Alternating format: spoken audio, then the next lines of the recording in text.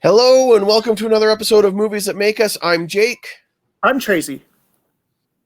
And I'm Val. And we have with us from Stolendroids Podcast, Collin. Welcome to the show, Collin. Hello. Thanks for having me, guys. Friend of the program, Collin. Friend of the program, Collin. First time caller, long time listener. Never been on before. You've been on our big multi-podcaster episodes. Yeah, and he's also been on, I think he was on What About Bob with us earlier this year. All right, was it earlier this year or a couple years ago? I don't know. 2020 all blends together, the whole decade. This year seems like 3 years. This year seems like 3 years, and this week seems like 4 weeks, so it's fine. Amen. It's true. It's true. But we have Collin here because we have a great big show today where you're talking about Disney Investors Day 2020, which happened just a couple days ago as we're recording this, and just a few days ago as it comes out on Monday morning. Lots to talk about there, lots to unpack. Disney gave us a lot of great things to look forward to and a lot of really exciting things to look forward to. But I think one of the big questions on everybody's mind, Warner Media made their big announcement not too long ago that all of their films next year are going to premiere in theaters and on HBO Max on the same day. And that starts with Wonder Woman on December 25th or Christmas Day, depending on what you want to call that day, whatevs. But, and so the question that everybody had is, how is Disney going to respond to that? Because we had seen what they did with Mulan, where you paid an extra premium price to get the premiere access to see Mulan. And so is Disney going to continue to do that? Or were they going to follow the Warner model and put their shows or their movies straight to Disney Plus? And we kind of got an answer with Disney Investor Day.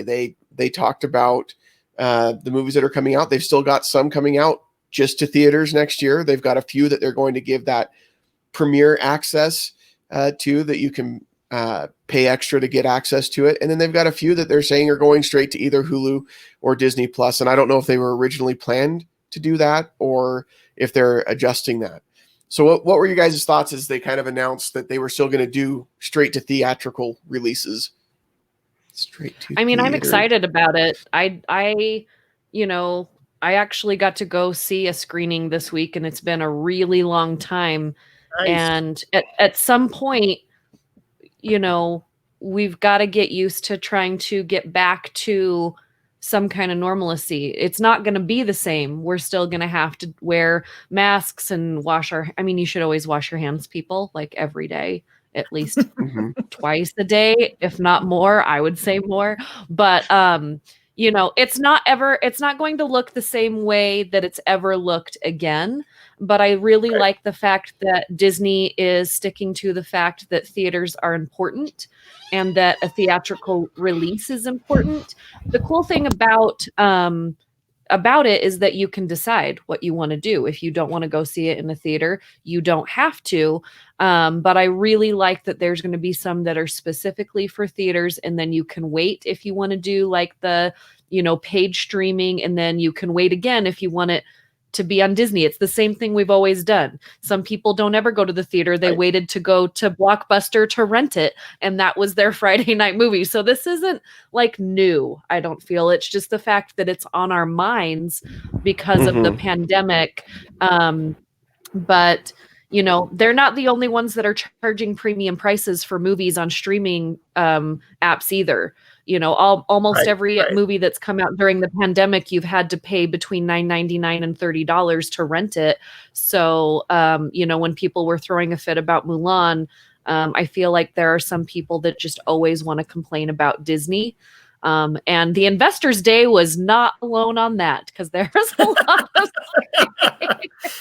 well, so I think that there's a couple of distinctions we need to make. And number one, there are two major streaming companies right now. It's Netflix and Disney.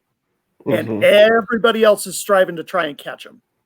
And the difference between what Warner Brothers did and what Disney did is Disney has been preparing its partners that it's going to go mostly streaming. They'll still do theatrical, but they've warned them in advance. This is the future, and this is the way it's been going for a long time. The pandemic has accelerated that. And what HBO did what Warner Brothers did, and by the way, Warner Brothers is owned by AT&T, that's owned by another company. It's these giant behemoth companies, and they blindsided all of their artists. Like, they were telling people up to an hour before, this is what we're going to do, and then went ahead and did it. And you've got filmmakers really upset with Warner Brothers. Denny Villeneuve, who has Dune coming out, has said that might be the end of the Dune series, and it was supposed to be a 2-movie deal plus future movies. And he's so upset that he's saying he may not go back and do it with them again. Yeah. So I think that's definitely been one of the big issues with the Warner announcement. Like you said, Tracy, they really just didn't give anybody a heads up. And I think what you're seeing with the Warner announcement is they're trying to get HBO Max established as a streaming service. Whereas, like you said, the two big dogs right now are Disney and Netflix. And part of that is Disney Plus has been hugely successful. And part of that is Disney owns Hulu, and Hulu was the big dog with Netflix before Disney Plus came out. And so Disney Plus has already established their streaming, so they can, and Disney's always been premium, right? They know that they charge a little bit more, but their fans and people who like Disney know that they usually get their money's worth. And so, like, okay, I'll pay the $30 extra to get access to Raya the Dragon, or the Last Dragon, because I think it's worth it to sit down with my family, and if we don't want to go to the theater and see it. Whereas Warner Brothers is really, or Warner Media, they're trying to get HBO Max more established and get in the game besides just the HBO original series, like give people other things that are on there to watch. And so I think that's why they're willing to say, yeah, you pay $14.99 a month and you're going to get all the new Warner movies. But yeah, Patty Jenkins also wasn't happy to find out that Wonder Woman was going to be released on HBO Max the same day that it was going to theaters. And some of these movies like Dune, like Wonder Woman 1984, I think you need to see them in the theater. Like I want to see both of those movies in the theater. But honestly, I'll probably end up watching them on HBO Max because it's on there, right? You know, and so I don't know. Well, the other issue too is HBO Max is not available on Roku. They're having a fight with Roku, and neither side wants to bend. And it's like, if you're so desperate to get viewers, man, you've got to be on Roku. I mean, they just barely established themselves with Amazon. But I've heard the interface is really clunky. I don't have a Fire Stick, so I don't know, but I've heard a lot of complaints that it's not user-friendly. Whereas Disney Plus, it is so simple. It is so clean. It is so user-friendly. Well, it's what we've come to expect at Disney. I mean, we're talking about, and I'm not going to get too far off topic, but if you looked at the way Netflix did their programming and the way Disney came out of the gate with their programming, is you can't not mention Amazon Prime Video, because Amazon was buying and purchasing long running series and movies before Netflix was doing that. And that's why Netflix started picking up all of these series, all of these independent films, and started thinking about it. Amazon is a money-making sleeper. I watch Amazon Prime more than I watch Netflix. And Disney realized what Amazon was doing with their really fantastic movies that they were buying. They buy more movies at Sundance and other film festivals than any other streaming service right now. And so Disney knew that Amazon was a moneymaker. And if you look at the way that they put things on there other than charging for other networks to watch and other subscriptions, both Netflix and Disney look at Amazon. And up until 2 days ago, when Disney had this announcement, Amazon and Amazon Prime, their stocks have been consistently up here since they dropped Prime Video. It wasn't until 2 days ago at this big announcement that Disney stock finally went up $25 in a day, $25 a share in one day. The last time that happened this year was Nike stock. Like, it just, nobody has done it. Like, that's crazy. So they knew what they were doing. They did it right before the end of the year. Disney has a plan. That's why Disney succeeds over Warner Brothers, because when Bob, and I just like to call him Bob. Yeah, Bob. I feel like Iger, he's almost at the point in the Disney company that we can start calling him Uncle Bob. Like right? Uncle Walt, you've got Uncle Bob. Like, when he's Bob the patron Iger, saint of Disney. Yeah, exactly. And I'm so glad he didn't go anywhere. But when Bob Iger when he got his job and he was placed into the position that he was for the CEO of Disney, when he went and sat down and talked about actually bringing Apple into the family, he sat down and they talked about this. They talked about how looking at your phone, streaming video from anywhere that you are streaming movies was what was coming. And how many years ago was that? 15 years ago when he sat down? Yeah. It was like when the first iPod video came out and Steve Jobs showed that to him and he was like, this is the future. We'll put our movies on iTunes, no problem. Yeah, this is not a mistake. Yes, it may have pushed it sooner because of this pandemic, which is only better, I feel like, because Disney, when they have to work under fire, they have a plan. Like these plans have been, that's the only problem with Warner Brothers, is that the only plan they have is to keep up with other people around them. They don't look ahead. Well, and the other problem is you have filmmakers. Company. Yeah, you've got filmmakers at Disney and Pixar who, and somebody like Bob Iger, and then you've got Kevin Feige. How do you say his name? I always screw that up. Feige. It's Feige. Kevin Feige. Feige. I think it's Feige. Anyway, you've got these people who are thinking about film and filmmakers. And the problem with Warner Brothers is you have a lot of corporate execs who want to dabble in the movie business. And that to me is a major distinction between the two. Yeah. So, and I think it's interesting you mentioned the $25 jump per share for Disney, which was huge. And I think Disney stock was down and undervalued, like up to 2 days ago. That's when you should have been buying Disney stock, because people were saying, with the parks being closed or at less capacity and things like that, that Disney was in trouble. Disney's not in trouble. They're fine. And I think this was a good way for them to come out and say they're fine, Yeah, at the beginning of the pandemic, their stock was $108 a share, which is not shabby for anything. The lowest that their stock got in the last year is $95 a share. So at $108 worth of stock, which is where my boyfriend purchased it when I said, it's the beginning of pandemic, you need to get your Disney stock because in December, you're going to be really happy that you have it. And he texted me 2 days ago and he's like, it's happening. So I'm a long-term Disney stock holder. I feel like when you buy stock, and we won't get too far into this, but if you have your Disney stock, then I would hang on to it for a little bit longer. It's one of those long haul stocks. It's not a short-term stock. But if you want to be playing the game, you should have bought it 6 months ago and sold 2 days ago when it was $177 a share if you bought it at 108. Yeah. So let's talk about some of the announcements. There was a lot, and so we'll try to cover what we can, and we'll hit some of them pretty quickly. Where we're a movie show, we'll probably focus mostly on the films, but obviously we're all big Marvel and Star Wars nerds, and so we'll probably talk a lot about that stuff when we get there as well. So Hulu was first on the docket, and we kind of talked about this when Disney Plus bought up 20th Century Fox and kind of bought out Hulu, that we kind of felt that a lot of the adult programming was going to go more to Hulu and not to Disney Plus, because that was the big question. Disney's always been very family friendly. And so what about some of this Fox content and some of the more adult content? Yeah, that's all going to go to Hulu. And that's what we're seeing with the announcement yesterday. So they talked about that the next season of Handmaid's Tale, which is definitely not family-friendly programming, is going to premiere next year, and then a final season for that as well. And then they talked about, or not a final season, but another season, 5th season was announced. And then they talked about some films. So Only Murders in the Building, that stars Selena Gomez, Martin Short, and Steve Martin. Like, all I need to know is that Martin Short and Steve Martin are together in a film, and I'm on board to at least see it once, because those guys are amazing.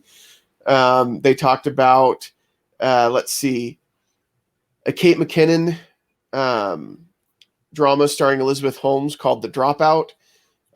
Michael Keaton and Peter Sarsgaard and Rosario Dawson in Dope Sick. And then a mystery by David E. Kelly, 9 Perfect Strangers. And then, and that's starring Nicole Kidman and Melissa McCarthy. And then, the Kardashians are coming to Hulu. That was, I think, I know Collin was excited about that announcement. I know you guys are all haters, but I'm super excited because I haven't been able to get the Kardashians for a year, and I I am a smart woman and I love the Kardashians and I will throw down with anybody any day. So I am actually an avid Keeping Up with the Kardashians viewer. Like I'm current on this season even. What? Yeah. Yeah. I'm no, not Collin even is seriously current on into this. season. No, so my wife loves that show, and we used to watch it with my with wife. her family all the time. Hey, I enjoy it now, and I'm not afraid to admit it. I knew I liked your wife. She's the best. but no, because they actually had 2 more seasons that they were supposed to do of Keeping Up with Kardashians, and they actually ended their contract early.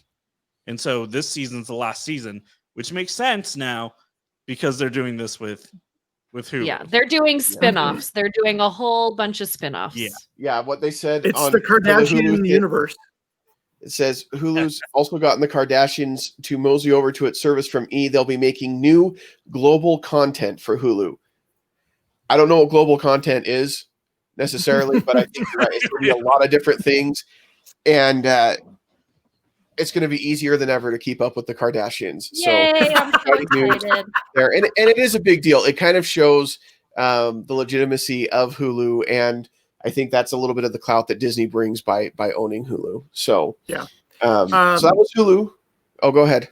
I was going to say, just kind of speaking of Fox Studios, I think it's interesting. They didn't really highlight much of Fox, and Fox has a huge catalog, and there was no mention of Avatar, which Disney has made a huge investment in, and they didn't even talk about it at all. And that surprised me quite a bit. It's because they're pushing it back. They're pushing it back like 3 years. Yeah, it's in this uncertainty. I kind of have a behind the curtain on that one, and they're pushing it back. And number 3, even though it's halfway made, may never be seen. Wow.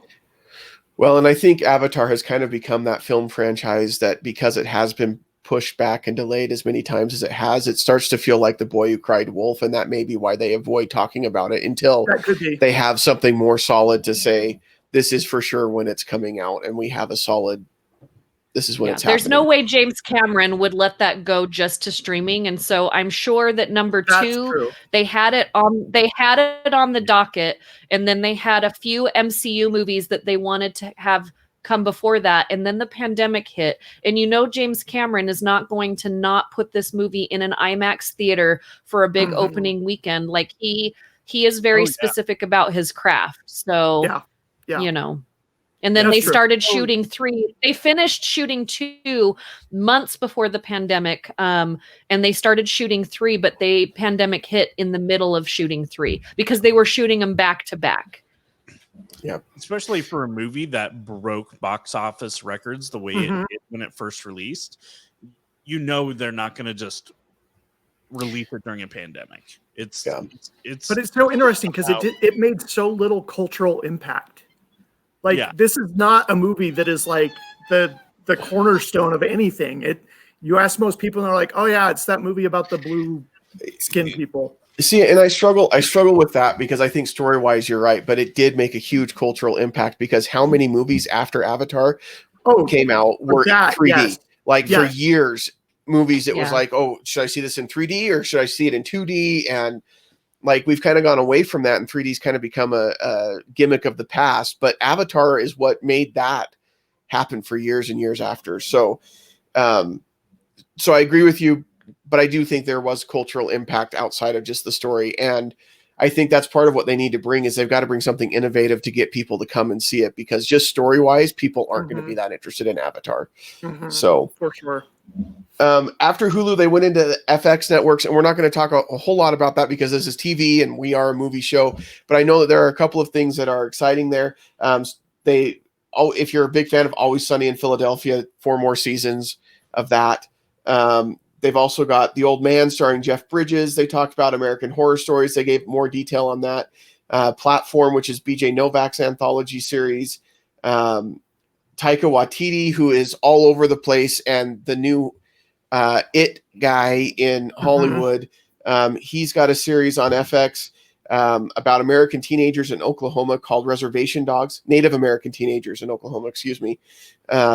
called Reservation Dogs, and then Y: The Last Man, which is a comic book series that they are bringing to FX, and then Shogun, which will be a samurai series, or samurai series kind of like Game of Thrones. So that's all some exciting stuff coming to FX. And the question was, with FX being bought out by Disney, was their content going to be changed drastically? And it looks like with what they've got on the docket, it won't be. But the big announcement, like this has Tracy written all over it, this announcement. Listen to this. All right. Noah Hawley of Fargo and Legion, two shows that I know Tracy enjoys quite a bit, is making a TV series based on the Alien franchise with the support of Ridley Scott. So, like, that's you, Tracy. Like, they said, what kind of show can we make for Tracy Mangum? I've got it. Let's get this guy from Fargo and Legion, and we're going to have him make an Alien TV series. What are your thoughts, Tracy? So surprisingly, I'm a little mixed on this because I am one of the few people that liked Ridley Scott's last two Alien films. I thought Prometheus and Alien Covenant were really interesting. Prometheus had some great ideas, the execution not so great, but I thought Alien Covenant was really good, and it ended on a heck of a cliffhanger. And I'm a little hesitant to see how this would work in a series weekly. I do, for the most part, like Noah Hawley. I thought that Legion was fantastic. Fargo, the first two seasons were great. This last season of Fargo was a dog. It was a stinker. So I'm a little hesitant for those two reasons, but I'm interested definitely to see what's going to happen. Yeah, it should be interesting for sure. But after they talked about FX Network, we got into what everybody was waiting for, Lucasfilm. I don't know if everybody, I was waiting for it. With the success of The Mandalorian on Disney Plus, there's been all sorts of rumors for a while about how much Disney was going to go all in on Star Wars. And I think the answer from a couple days ago is they're going all in on Star Wars, 100%, like tons of huge announcements. So they talked about some series that are going to tie in with The Mandalorian. You've got the Rangers of the New Republic, and then Ahsoka. So she's getting her own series. I remember when the Jedi came out a couple weeks ago, one of the people I follow on Twitter mentioned, so was this like a backdoor trailer for a new series? Yep, it appears like it was. So we are getting an Ahsoka series. And it looks like they're planning on tying in those two series with The Mandalorian down the road. So The Mandalorian kind of becomes now the arrow of this Star Wars universe that they're building on Disney Plus.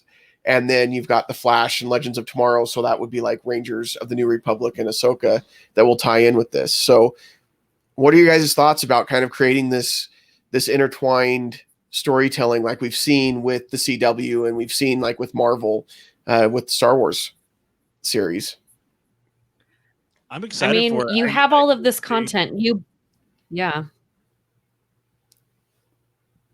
Go ahead, Val. Go ahead, Collin. All right. I think I'm on a little delay, so go ahead, Collin. I think it's going to be an amazing thing to see because the Arrowverse has done it fairly well, right? But I think that Disney is going to take it to a whole new level. And it's not going to be these little things that are very unimpactful to the rest of the series, right? It's going to be big moves that are set between each of these different shows, and it's going to actually cause something to occur to actually impact the rest of the characters in the Disney or the Star Wars universe. Yeah. Yeah, I mean, Disney was not, stupid when they purchased this franchise. Mm-hmm. They had ideas and they had a plan. Like I said, they always have a plan, and it's not something they haven't already been doing. They've just been doing it in animated form. They've been doing it with Rebels. They've been doing it with other series, but this is basically taking all of your books, all of your comic books, all of your stories, and bringing them to live action.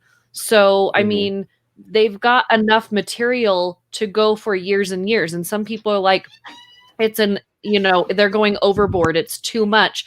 Well, guess what? I don't read the books. So I don't have that content coming at me all the time. So it's just like fans that sit there and read all of the Star Wars fan books, and they've got all of this information and all of this knowledge. And then they jumped to Rebels, and then they jumped to Clone Wars to get them even more immersed into these stories that they already knew. This is the same thing. We're just consuming it in a different media way. And I'm super excited that I feel like they're finally utilizing what they paid for. Yes, when they paid for it, they said, okay, we want to give you movies. But movies, that's like one teeny bit of what this franchise means. And now that they have Disney Plus, and with The Mandalorian being such a success, if they follow what they've done with The Mandalorian and how smart it is, how well written it is, how well they utilize actors. This last episode that came out Friday, it was amazing with what they did with the people that they had involved in it, and the writing and the acting. And I mean, it really got me excited again. I was bored there for a couple of episodes, and then I was like, okay, I understand why you did what you did. So I just think everything that they've got coming, everything that they have coming down the pipeline, like there's nothing to be mad at. No, everybody, like Disney fans, they're giving you what you wanted, visually showing you the stories. Have to argue everything. They have to complain about everything. I know. I've always thought that Star Wars. It's the Skywalker way. It's the Skywalker way to just complain and whine about. Oh my gosh, it's true.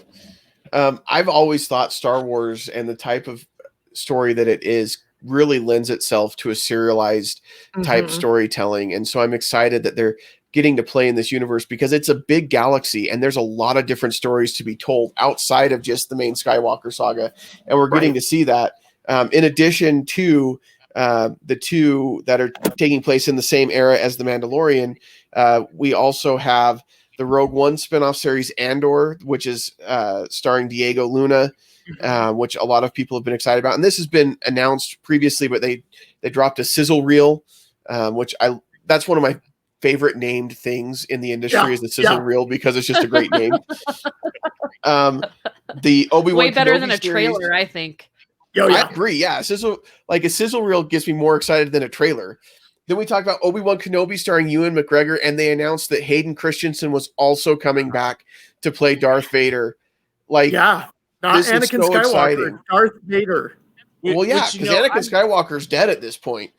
Yeah. Right, but I was thinking maybe they might have flashbacks, but specifically in the release, they mentioned Darth Vader, which was crazy. So I'm hoping that we get a little bit. So I know that we don't all read the comics, but I've read a little bit of the Darth Vader comic book series that Marvel has been doing, and you get to really see why Darth Vader was so feared.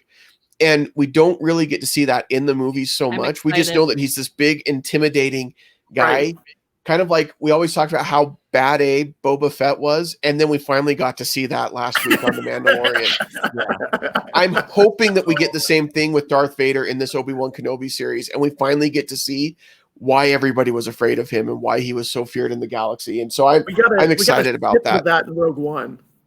The end of Rogue One, we got a snippet of that. But I am total agreement with that. I'm so excited about Rogue One. I mean, as much as I'm excited about Obi-Wan Kenobi and that whole world, because that's one of my favorite sections of Star Wars. I think his character and how the stories that came before his character and the stories that came out because of his character are really intriguing. But Rogue One is one of my favorite Star Wars movies, and if they stick to what they did with the movie, I'm going to be really enthralled with that.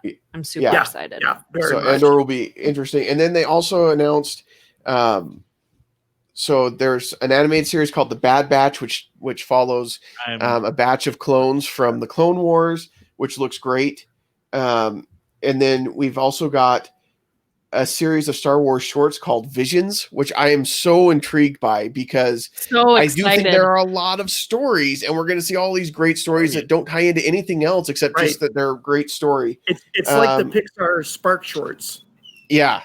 Yeah. Or like, I think what we're going to get with the What If series in Marvel. Yeah. I think it'll be similar to that. And then there's also going to be, and this one didn't excite me this much, I'm sorry, but a droid story. Like, all I could think of was the old animated droid series, and I'm like, do we need like a revamp of that? This is for kids, I think. This is a kid's play. I'm excited about I think the droids don't get enough love, and I think that we've talked about this before on the show, is that in every Star Wars movie or story, there is a droid there that you connect with. You know, Rogue One, Solo, like all of these, the droids, and I mean, I'm excited. I'm excited about it. Yeah. I think they showed us a little bit of that life in the last Star Wars movie, you know, with R2-D2 and C-3PO and everything that their relationship connected on. And so, oh my gosh, he's my favorite. No, thank you. That's my favorite.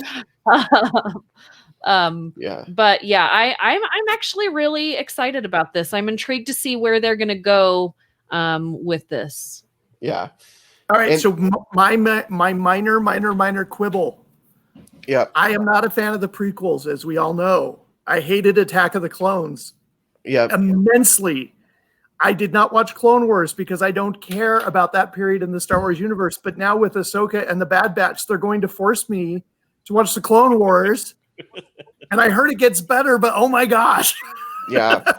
Tracy, I'm right there with you. Like, every time I watch a Mandalorian episode, right after it brings you to Clone Wars, and I have tried to watch Clone Wars, but I'm not into it's not the story. I'm not into the animation, and everybody keeps telling me you need to just watch it. You'll get past it. After season 2, it gets great, and nobody's going to force me to do crap. Like, I'm just going to watch the rest of these things, and my brain is going to put like 2 and 2 together. Tracy, you're smart enough. You can figure it out. I'm sorry if I get hate mail for this. You don't have to watch Clone Wars if you don't want to. I think the animation is a struggle for me, and the story's pretty good until they get to any of the Padme episodes. For whatever reason, they just don't work for me. And I love Padme. It's not anything against the character. Is it because her head is too big for her body in the story? It might be. I think it might be. That might be part of it. Into the Star Wars politics. And those are always just super slow paced moving things that are so focused on Padme's character that it doesn't dive into really anything else. Yeah. And so if you do watch it, if you see Padme pop up, just skip, because you're gonna make it through a lot quicker. And that's actually what I ended up doing to actually get through Clone Wars. There were a couple times where I was just like, I can't do this. And so I would usually just have it like playing in the background while I was working, as just something to like help carry it through, just to get through the entire series. Colin used his Jedi mind trick. Colin, this is not the story I'm looking for. Right. Colin, now I want a Padme shirt that's animated from that show. I want her with her big head and little body, and I want a shirt of her with saying, I can't. I just can't. Yep. I just can't. We can make that. Another the 2 episodes with Bad Batch, though, they were phenomenal episodes. Like, they brought so much additional humor and just character to the clones that it's going to be interesting to see that, especially with the trailer where they start showing Order 66 and part of the about these guys being part of the Bad Batch is that they don't have the same programming that the other clones have. So they're fully aware of what's going on during this time. Yeah. I just want to give a disclaimer that if you go to search the Bad Batch to watch this little sizzle reel that's out there right now, you're going to fall into a rabbit hole of a movie that I actually told you guys about earlier in the pandemic when I said I was watching all of these bad movies. Do not click on the 2016 The Bad Batch movie. You're going to see names that you like Jason Momoa and Keanu Reeves and Jim Carrey. Don't do it. Run away, because Bad Batch. It's a trap. Jason Momoa he eats people. Keanu Reeves is awful. Don't run away. Look for Star Wars helmets and do not go down that rabbit hole. I'm saving your life right now. No. Don't do it. You're pushing me towards it. Now I want to Yeah. do it. Val, I don't. I have even less desire to go down that rabbit hole now. So thank you. You're So- welcome. Another big announcement. They announced a Lando series that's going to involve Justin Simeon from So Dear many White capes. People. A And They movie, didn't announce. Go ahead, Tracy. I was just going to say a TV series showrunner who tells authentic Black stories Yeah. with a mostly Black cast is going to be awesome. Yep. They haven't announced who's going to play Lando in it. So I don't know if Donald Glover's coming back for that or if we're going to get old Lando with Billy D. Billy D. I wanted to say Billy Ray. I'm like, that's not right. Billy D. Space bullets. Yeah. So we'll see. We'll see what that turns into. But I think you're right, Tracy. Having a showrunner who's going to tell authentic Black stories with a mostly Black cast, I think is great. Anything that adds to the diversity in Star Wars is a wonderful thing, and in anything really. And I got to say, I've noticed in the last couple episodes where we've had these villagers. We had them with the Ahsoka episode. We had it with this latest episode with the Mandalorian. I've noticed how much they are really pushing the multiculturalism on these planets, which is great. Yep, I agree. And then the one that I'm really, really excited about that they announced was The Acolyte, which is going to be Dark Side. It's taking place during the High Republic, which we have not seen anything live action in the High Republic yet. I am so excited about that. I think this is going to be really different from anything we've seen in Star Wars. And I don't know, it just seems intriguing to me in a lot of ways. So that one sounded great. But that's just the TV stuff that's coming to Disney Plus. They had two big film announcements. They confirmed that Taika Waititi is in fact directing a Star Wars film. Again, this guy is everywhere in Hollywood right now, and deservedly so. Like I haven't there's nothing that he's done that I've been like, that was really kind of crappy. Like he really is great. So I'm excited to see what he does with a Star Wars film.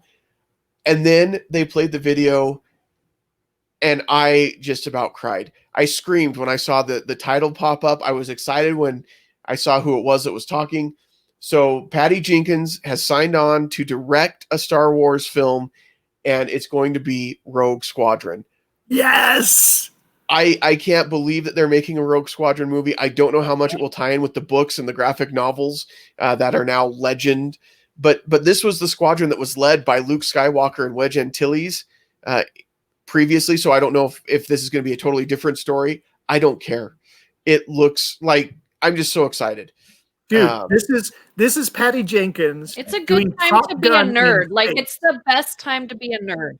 Yes. Yeah. Yes. She talked about how she's always wanted to do a fighter pilot movie, and to do Top Gun in space is just going to be so much fun because she brings so much heart and humor and humanity to her films.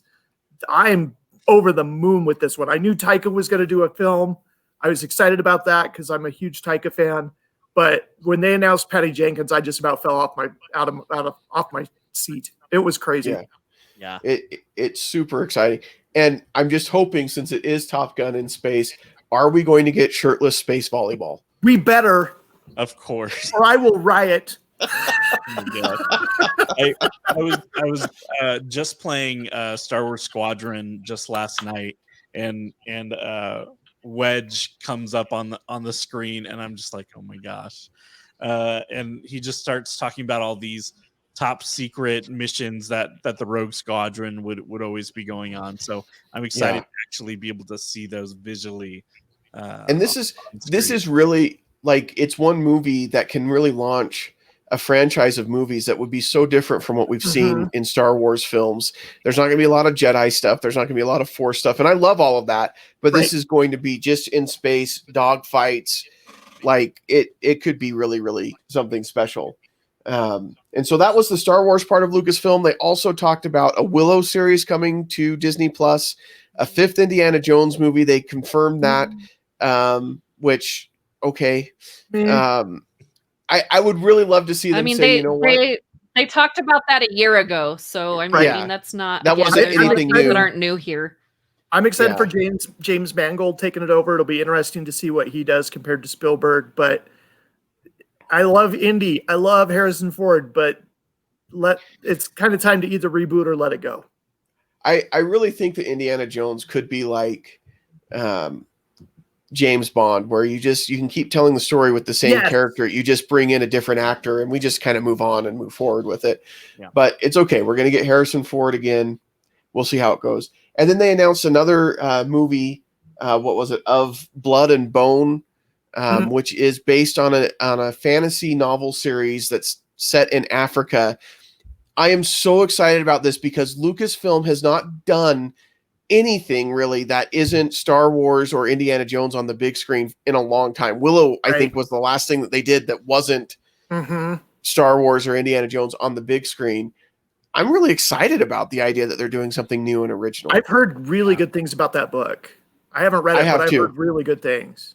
Yeah, it may be added to my Audible library here because I want to find out more about it. So, and then they went into Nat Geo. They're doing a bunch of documentaries. So then Disney Plus. I mean, that's what they're doing. They're gonna be awesome. I love Nat Geo. I love Nat Geo, and I love that it's on Disney Plus, and I spend a lot of time there. So don't just skip over Nat Geo. Listen, there's some great stuff. Chris Hemsworth. Nat Geo is the Padme of Disney Plus. Look, just kidding. Just kidding. Hey, just kidding. No, okay. Let's be fair here. They've got some great stuff in Nat Geo. They've got a feature documentary on Cousteau. They've got a new installment of Genius that's going to be about Martin Luther King Jr., a documentary called Secrets of the Whales, a Real Bug's Life, and then America the Beautiful. Chris Hemsworth is going to be challenging himself to do crazy things with his body in a series called Limitless. I think that is like every woman's fantasy that he's he's going to be shirtless in that whole series. You're going to watch it too. Every time on his Instagram that he does something crazy with his body, because he's already been testing this out, you all watch it. So I don't want to hear all women. You're all going to watch.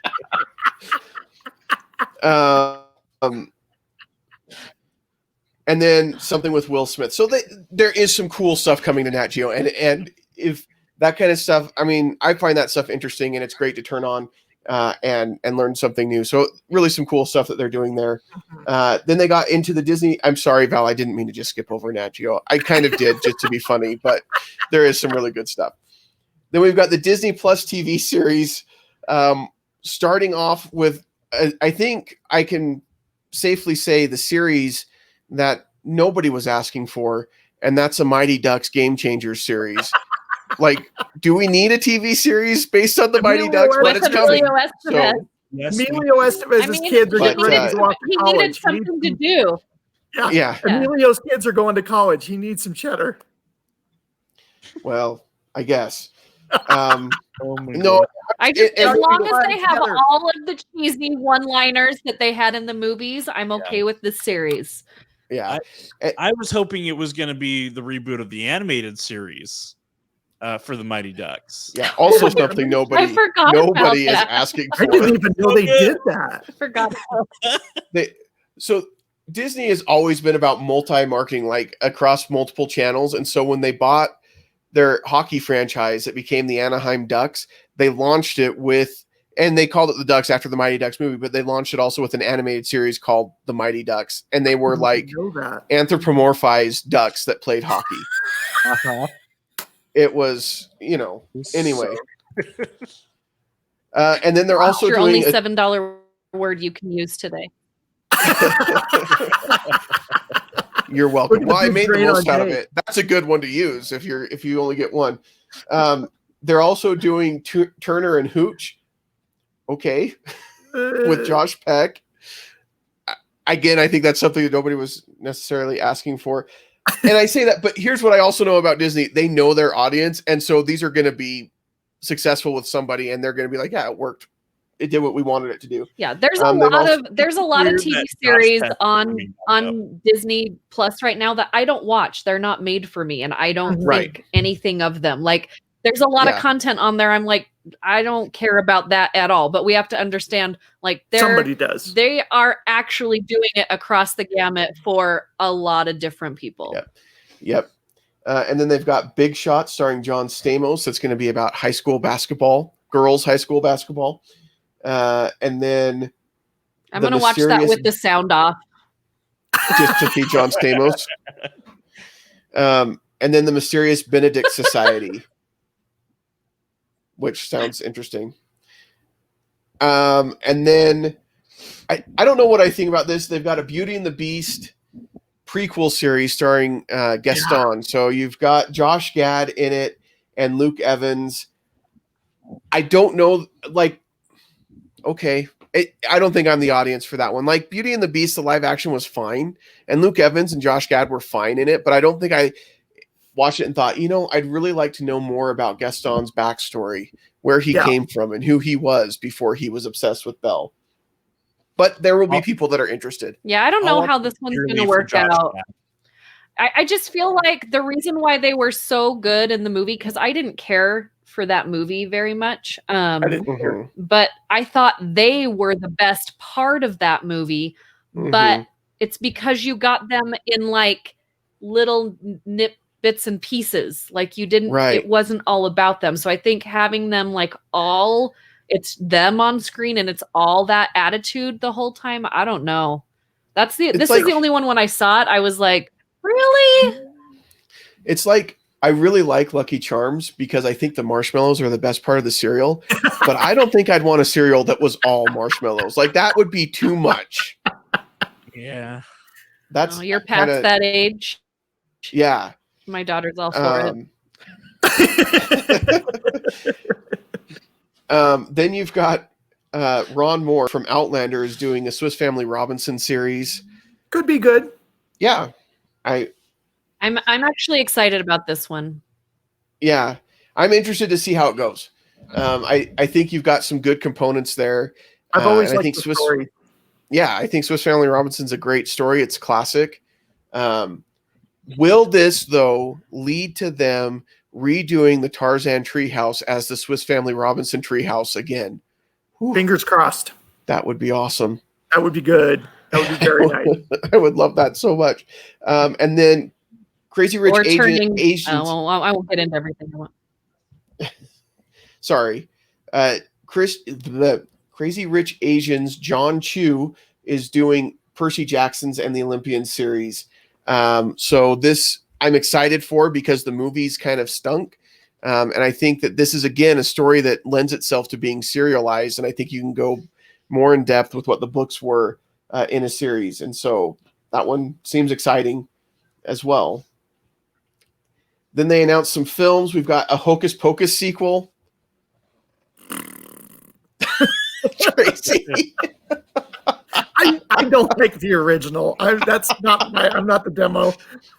Again, something that no one would have asked for.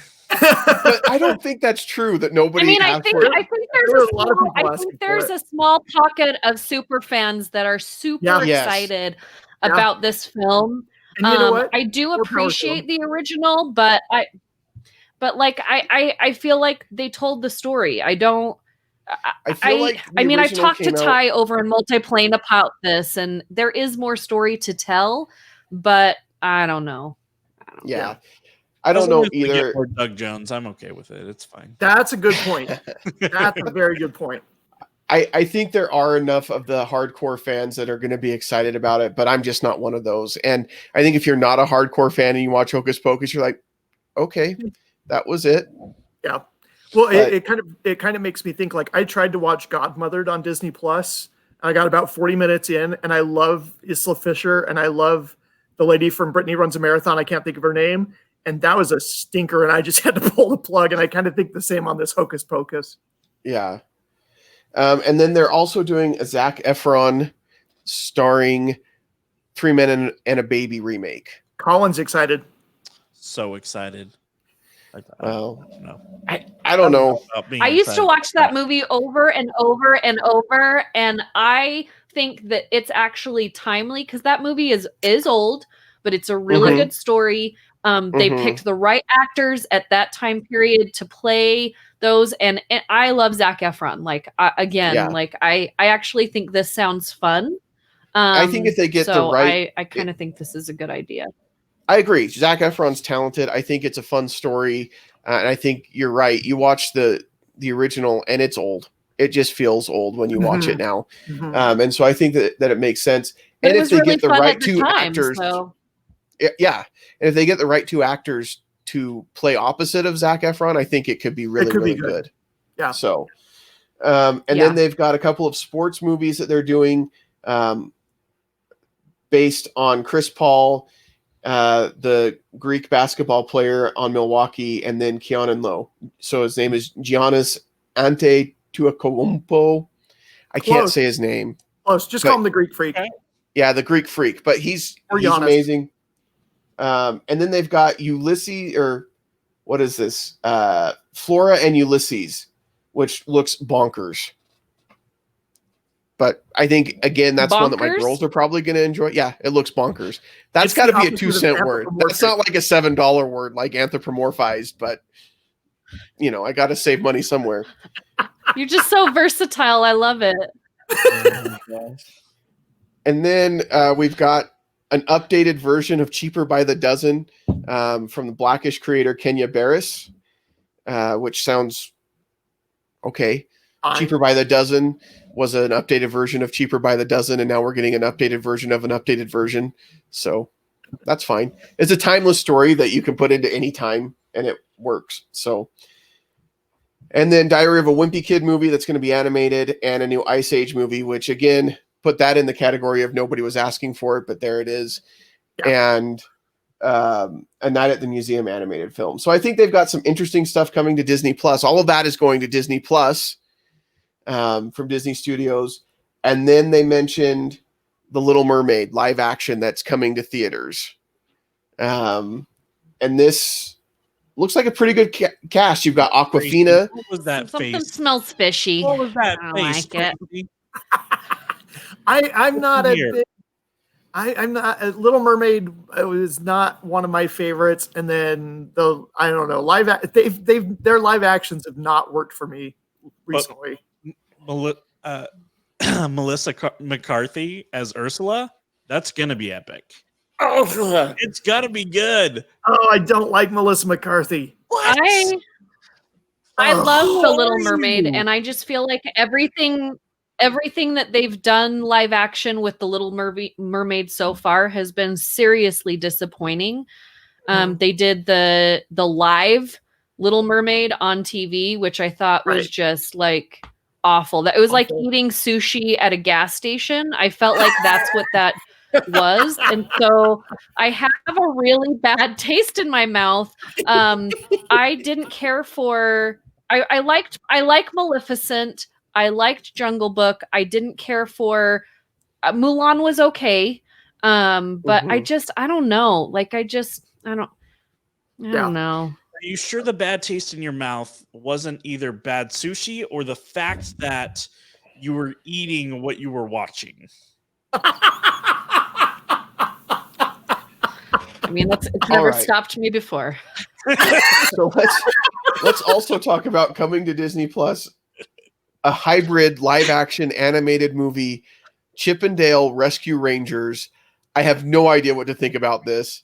Starring as Chip. I love the cartoon, Chip and Dale Rescue Rangers, but starring as Chip, we've got John Mulaney, and starring as Dale, Andy Samberg. I love John Mulaney. I'm not as huge on Andy Samberg. I know you are, Jake. I love Andy Samberg, yeah. Yeah, I think John Mulaney is absolutely hysterical. I don't know about this one, but we'll see. If it were an animated series, yes. Animation, hybrid, live action, I don't know. I feel like it's okay. It could be. I feel like if they do it the way they did Enchanted, which is another announcement that they made that I'm sure you're going to get to, Jake, but if they do it like Enchanted, I think it'll be really fun. I think Enchanted is one of these movies that Disney did that's very underrated. People always forget about it. And then when you mention it to them, they're like, oh, I really liked that. I liked what they did there. So if it's something kind of in that family, I think it would be pretty smart to do because I don't know. I think we need some different media. And I kind of like the idea of this. If they do it right, if not, then whatever. But yeah. We'll see how it goes. I just don't know at this point. And then we've also got Robert Zemeckis is directing Pinocchio that's going to be on Disney Plus. That's starring Tom Hanks. With Tom Hanks. I love Tom Hanks. Not a big fan of Robert Zemeckis. And I'm so bummed, Guillermo del Toro's Pinocchio is still not here. That I'm excited to see. Yeah. Robert Zemeckis is really great as long as the movie that he's directing is Back to the Future. Other than that, anyway. And then we've got Peter Pan and Wendy. And then, as you mentioned, we have Amy Adams coming back in the sequel, Disenchanted, which I think this is something that people have been asking for a long time. And I think it's exciting that they are doing it. Because Enchanted, like you said, Val, it's one of those movies that maybe it's fallen off people's radars and then they go watch it and they're like, oh yeah, no, I remember how good this was. But I think there's a lot of brilliant in that film. Yeah. And I think there's a lot of people who have wanted a sequel to Enchanted for a very long time. So it's exciting that that's happening. Almost as exciting. I know people that don't like musicals, but love that movie. Yeah. Well, I think if you don't like musicals, this is the perfect musical for you because it kind of makes fun of why you don't like musicals. Like people just randomly breaking out into song for no reason. Like it makes fun of that. And so you're like, yeah, see, this musical gets how ridiculous a musical really is. And so I agree. I think it's a fun movie and I'm excited to see what they do with Disenchanted. I'm almost as excited about that one as I am for Whoopi Goldberg coming back for Sister Act 3. Let's be honest. We've been waiting years for this one. Sister Act 3 finally coming to Disney+. And finally exhale. Yeah. Whew, been waiting a long time for that one. And then in theaters, Jungle Cruise has been moved back to July 2021. I am so excited about Jungle Cruise, guys. I'm super excited. I mean, The Rock looks like he's going to be great in this film. I've been wanting to see the backside of water on the big screen for so long. Yeah. I'm just so excited. It's going to be epic. Who they're going to get to as far as that. I mean, I didn't even the look trailer. at I hope that if they're going to show the backside of water, it'll be in 3D, so it'll be like it's just coming right at you. Yeah, just right there. 4D. And I gotta say, if they just stuff this movie with bad puns, I'm gonna be so happy. Like you've got to have all the Jungle Cruise bad puns. It's got. Can you call it a Jungle Cruise movie if there aren't bad puns? Because that's what the whole ride is. I want it stuffed. I want it overflowing. Yeah. And then we've got, this can definitely go in the category of what nobody asked for, a live action Lion King prequel. Do we need it? No. So, but there you go. No. And then, I mean, I think they should just make the movie Scar. Just make Scar. Let's do a movie that is all about Scar and call it Scar. But I think what they're doing is calling it the prequel, and they're getting it. I want to see a movie that's called Scar, and that is about him and about how he became Scar. Like that's what I want. So if that's what it is, great, but call it what it is. Yep. And then they did announce Raya and the Last Dragon will be in theaters on March 5th. And you can also pay an additional price and see it on Disney+. So they're doing kind of the same thing, similar to what they did with Mulan, except it will also be in theaters as well. And then some animated series that they've got that they're doing through Disney Animation. They are doing a Baymax animated series, which is exciting. I feel like Big Hero 6, that we need more of it. They've done another Big Hero 6 animated series, so I'm excited that they're revisiting that because I think it's a fun group. Zootopia animated series that's aptly named Zootopia Plus. Can we just please stop with the plus now? Like we get it. Hulu Plus, Disney Plus, ESPN but I think Plus. they're using that much like Enchanted makes fun of musicals. I think they're going to use so. that as it's like a tongue-in-cheek kind of.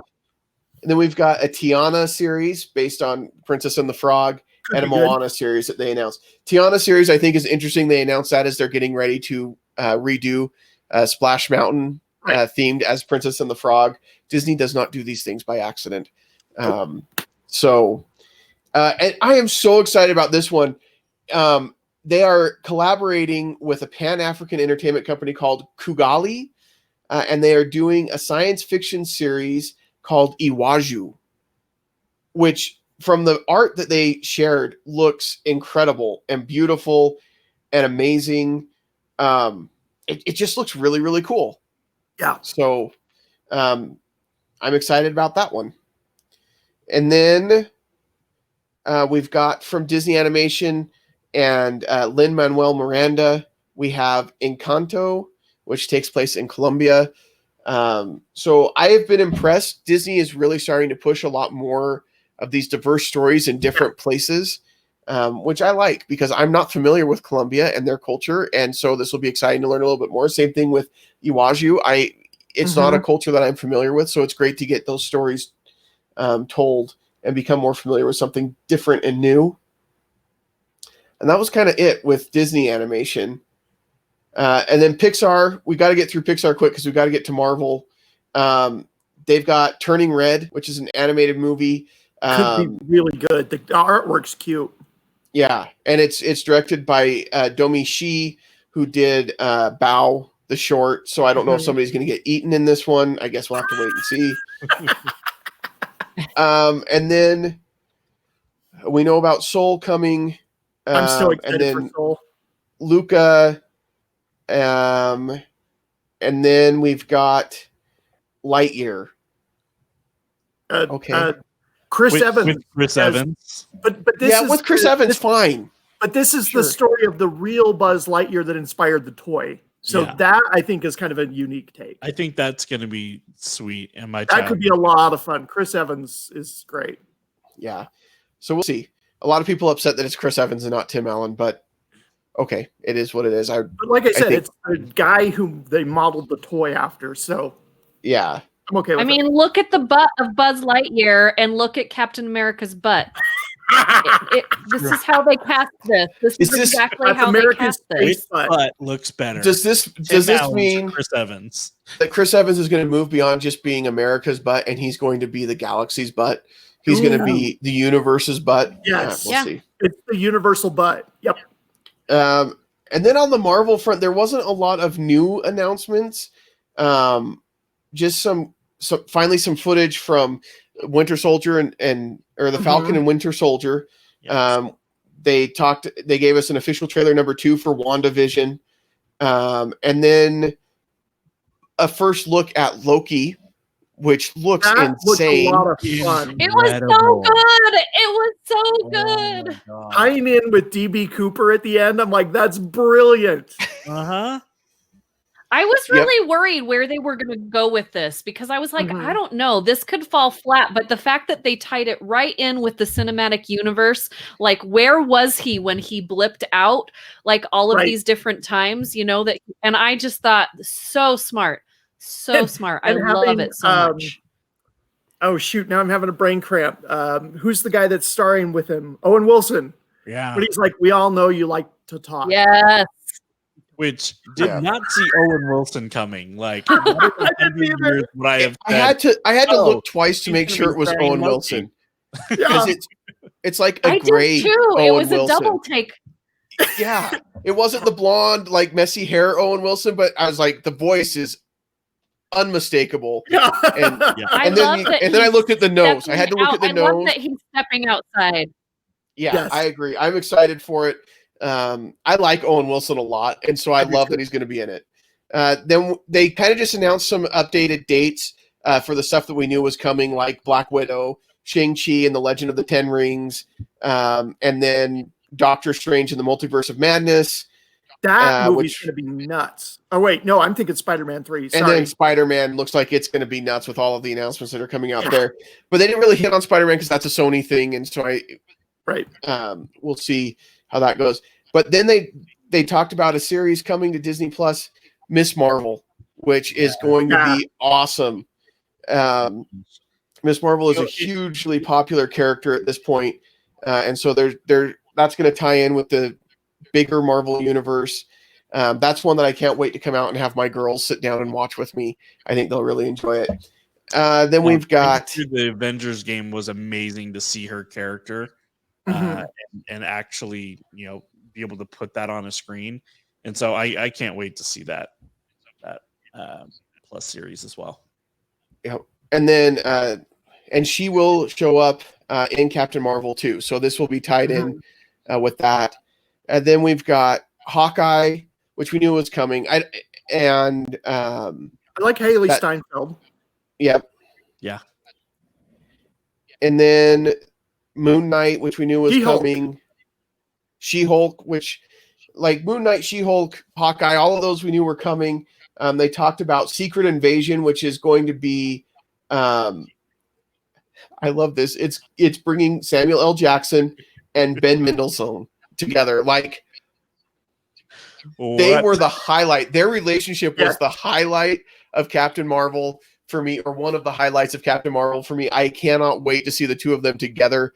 And Secret Invasion is such a cool storyline from the comics, so I'm excited for this series.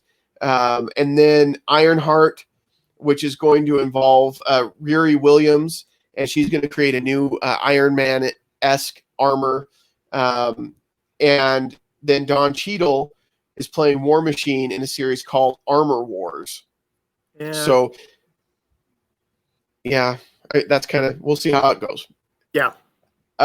They also confirmed that Christian Bale is joining the cast of the next Thor movie, and he's playing a villain named Gore the God Butcher. Yes. So excited about this announcement. This is I cannot awesome. wait, because Taika is going to encourage him to chew the scenery, and I'm all for it. Because usually Christian Bale is very reserved and very, gets into the character. But this one, I mean, when you have a name like the God Butcher, know he's just going to be chewing the scenery. I'm so excited. Yeah, I think he'll be great. And then they confirmed that Mahershala Ali is going to be starring in a Blade film, which we knew that already. And Peyton Reed is coming back for another Ant-Man film called Ant-Man and the Wasp: Quantumania. I love the Ant-Man films. Paul Rudd is amazing. Both of those films were great. The fact that this is called Quantumania is just awesome and makes me so excited to see. It just doesn't, they don't take themselves too seriously. Yeah. Yes. And so I love it so much. Yeah. And I'm excited. And this will bring in Kang the Conqueror, which some have said is going to be the next major villain in the Marvel universe. And then the big announcement, they did mention that they're not recasting Chadwick Boseman as T'Challa in Black Panther 2, but they are moving forward with it. But the big announcement was John Watts is going to be directing a new Fantastic Four film. So we are getting the first family of Marvel in the Marvel Cinematic Universe. Yeah. And but I think you didn't touch on the big one. What? The new holiday special. Oh yeah, that's right. There were two Guardians of the Galaxy. Guardians of the Galaxy. Yeah, I thought you guys were talking about the High School, the musical, the series holiday. So Guardians of the Galaxy is coming out with an animated series that's going to be all about Baby Groot, and then also a holiday special involving Guardians of the Galaxy. And James Gunn is involved in it. Like, yes. It is going to be legit, like a Guardians of the Galaxy. It's got to be the Christmas tree. Well, I'm sure. I'm sure. If you guys want to watch the High School, the musical, hi, Collin. So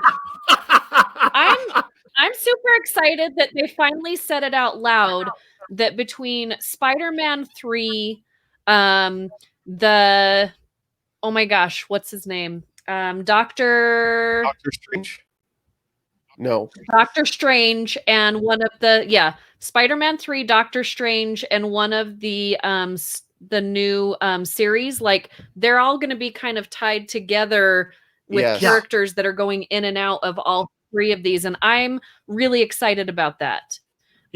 Because I love it when they don't just do a one-off, whatever, Guardians of the Galaxy, blah, blah, blah. But like Doctor Strange, I'm super excited about. And the fact that they are going to tie that movie and Spider-Man 3 together. And there's been so much Spider-Man 3 talk. Like you guys know me, I'm like a huge fan, but I'm kind of over the talk. I just want there to be specific announcements about this film. Yeah. There's been a lot of different rumors, some from reputable sources and some not so reputable over the last week with the Spider-Man movie. If all of them end up being true, I'm very nervous how the movie's going to turn out. So we'll see how it goes. But I agree. I'm just excited that they're tying in. They're doing all of these series, but it's tying all of it together, and it's going to be really interesting to see how it all comes together. you want Groot to be the Christmas tree in the holiday special. That's fine. I'm hoping Thor's still around and it's Fat Thor and he can play Santa. Yes. It'll be perfect. Yes. So, but that was it. I mean, there were a ton of announcements, and I'm sure we missed some of it, but Disney is going strong. The next couple of years are going to be great. There's hope on the horizon with the Disney stuff that's coming out, and there's hope on the horizon with vaccine stuff that's happening. Mm-hmm. Like, we may next summer have a summer of movies again, and I'm so hoping and I'm so here for that. Like, I would love to be in the theater again next summer enjoying movies. In the theater with you guys again. Yeah, seriously. That's what I'm looking forward to, is going to some of those screenings together and then being able to talk about it. Theater dates. Yeah. So it's all exciting stuff. I love that Disney is not following the trend that Warner Brothers is doing, and instead they're going to be the trend setters. And I think if you've got the big company, the big guys on the block saying, no, we're still all in on theaters and we're still going to support that, then that's great, because I don't want movie theaters to go away. If you don't want to go to movie theaters and you'd rather watch the stuff at home, I'm all for that. You do what you want to do, but I love going to movie theaters and I love that experience. And so I think it's fantastic news. I just want to say too, like, there are movie theaters, especially like our local megaplex, that if you want to support them and still stay home, you can actually stream. You can pay them and stream the movies that they're showing from their website to your home, which means that they're still getting money. They're still being able to stay alive. So look into those things, because I'm like you guys, I don't want movie theaters to go away, and whatever we can do to support them. If you don't feel comfortable going in, I get it. You know, order their popcorn to go pick it up, but also look at the fact that a lot of them have these streaming services so that you can see the movies that are coming out, or even classic movies. You can pay them to see them while you're at home. I know Megaplex is doing a big 'tis the season to be streaming, and they're doing a lot of Christmas movies that you can stream from your home and you can pay them for it. So and that's a great point. Like, if you want popcorn, don't just put some in your microwave. Go ahead and go and get some popcorn from the theater, because the concessions keep them in business. So do it. It's better anyway than microwave popcorn. I've done that a couple times for movie date nights, where we just DoorDash some stuff from Megaplex and gorge on that while watching a movie. But we've also rented theaters for super cheap. Cinemark does it for like $90, and you've got the whole theater to yourself. Now, plus, if you go to Mega, go ahead, Tracy. Do they use a microwave in Milwaukee? Yeah, probably. I would imagine most people have a microwave. And plus, if you get Megaplex popcorn, you can get the Cheeto popcorn, which is some of the most amazing popcorn ever. Like, I don't know why, but it just works so well. Did you say Cheeto popcorn? Yeah. Yes.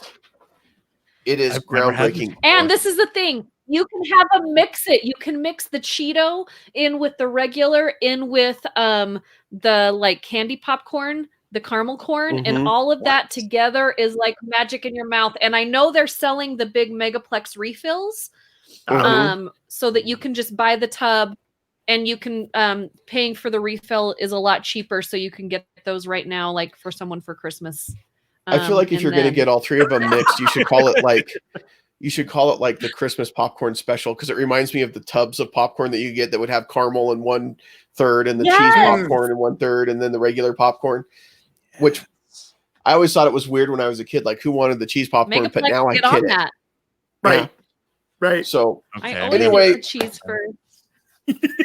we will be back next week. We will be talking about some unloved,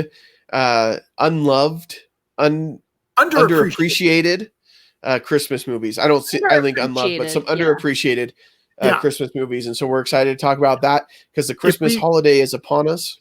If we were going to talk about unloved Christmas movies, we'd talk Santa Jaws, which I'm excited to see. I know nobody else is.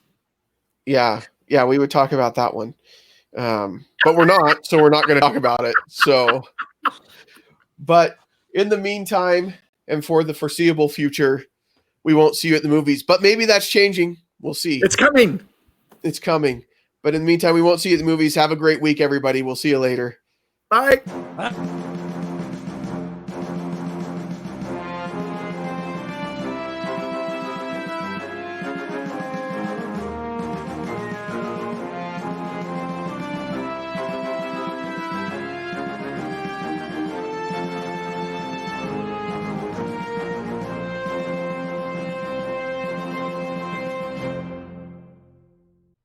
This has been a Stolen Droids Media production.